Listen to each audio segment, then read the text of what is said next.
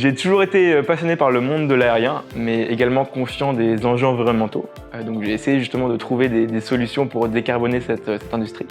Et donc j'étais convaincu que c'était par l'entrepreneuriat qu'il fallait le faire. Et l'UTT a vraiment été un catalyseur depuis le début.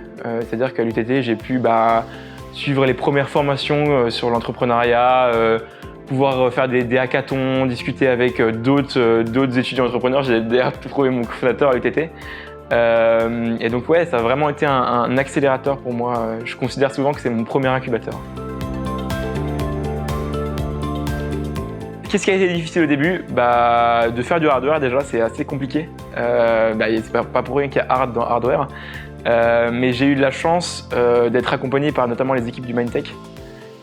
Et je considère aujourd'hui que j'ai eu énormément de chance parce que je pense que j'aurais pas lancé ce projet-là si j'étais pas directement en école d'ingé, parce que vraiment l'infrastructure, donc il y a le Mindtech, mais il y a également les labos de chimie qui nous ont aidés à faire des premiers tests. Enfin voilà, plein de labos de recherche même qui nous ont ouvert leurs portes.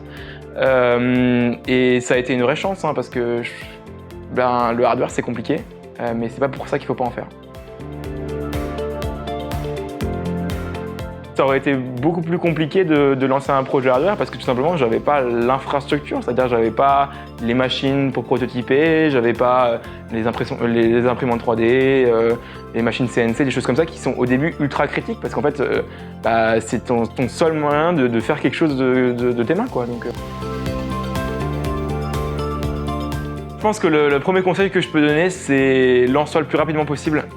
Parce que même si tu n'as pas forcément exactement l'idée de ce que tu veux faire tout de suite, trouve des gens avec qui tu as envie de travailler sur un projet qui te fait quand même assez envie. Parce qu'en fait, il n'y a rien qui prépare mieux l'entrepreneuriat que faire de l'entrepreneuriat. Le deuxième conseil que j'aurais à donner, c'est aie du culot. Parce que je pense qu'au début, il y a beaucoup de barrières qu'on se met, un peu à tort. Et qu'il ne faut pas hésiter à contacter des gens, discuter le plus possible de son idée, essayer d'échanger avec des gens qui l'ont déjà fait parce qu'en fait on gagne du temps et parfois même bien plus. Donc les prochains projets pour Highlight, c'est qu'on a été sélectionné par Y Combinator, donc c'est le plus grand accélérateur du monde.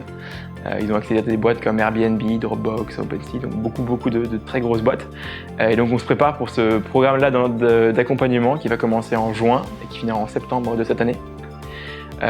Et ensuite, l'enjeu c'est d'aller lever des fonds pour vraiment construire une solution qui est pérenne et décarboner le plus possible l'inspection de lignes électriques et de pipelines.